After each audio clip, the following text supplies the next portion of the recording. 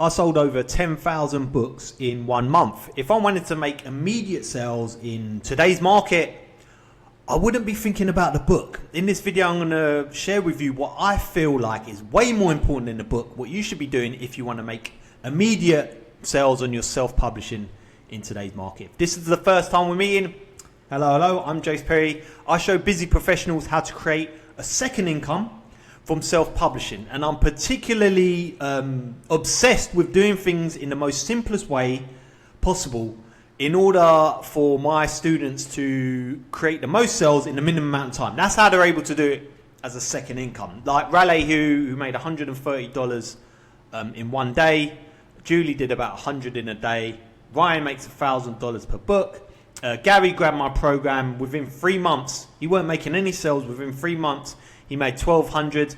And Genevieve grabbed my program, and she hit nearly $6,000 in June. Nearly $2,000. That was profit. If you want my program, by the way, I'll leave a link below. Now, what are these guys doing differently to everyone else? Because to make that amount of money that quickly, they've got to be doing something different, and they are. What they're doing, and you can see it here below, is they're focusing on the customer, not the book. See, this is the mistake most self-publishers make. If you think this is you here, and this is your customer, okay?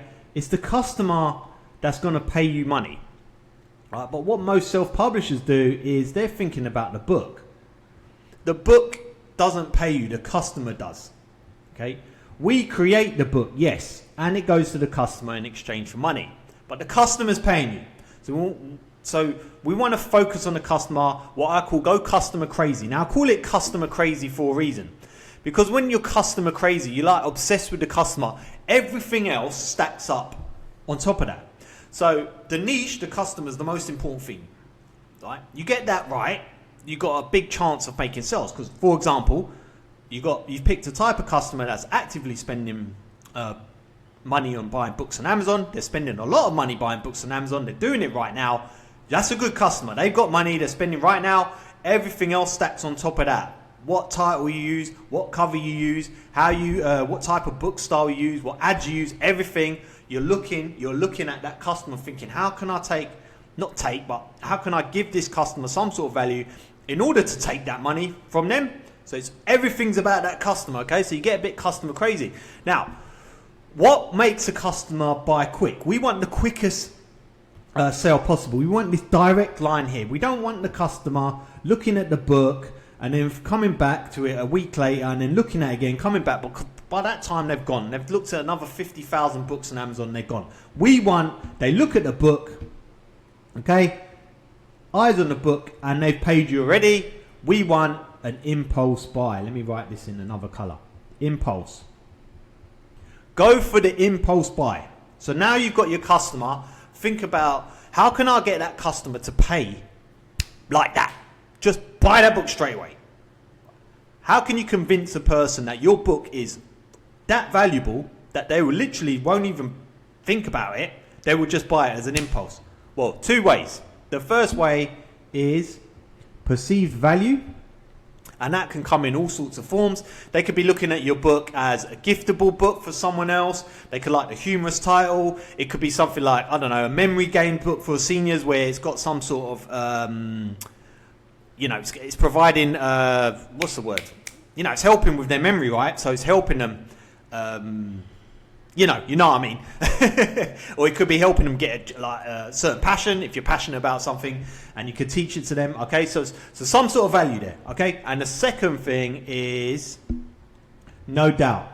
I'm putting no doubt. ND. As in, once they've seen your book now, and they read the title, they've got no doubt that that book is for them to provide that value. Now, they can only have no doubt that the book's for them if it is specifically for them. So that's why it's so important to think of your customer, know your customer, because your customer is just one person, and the more specific you are about them, even better. For example, if your customer is girls age 8 to 12, for example, and you know what girls age 8 to 12 like because you have a daughter and you know exactly what you want, everything, you go customer crazy for that, everything stacks up above that. The title appeals to them.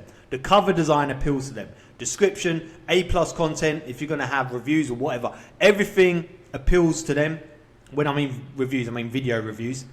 Get someone to review your book, etc.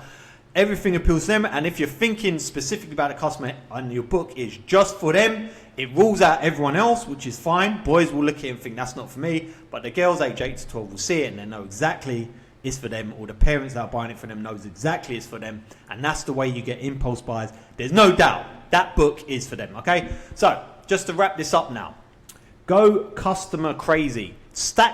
Know your customer first, know why they're buying books, and then create the books. Every single part of that book needs to talk to the customer. The more details you do, the better. By the way, that's a pro tip. Make sure that you show them the perceived value. It's very, very simple and clear, and you know exactly why this book's valuable for them. And then once they've kind of got that seed planted in their head, give them no doubt that this book is not for them, as in it talks specifically to them. Thanks for watching. I'll see you in the next video.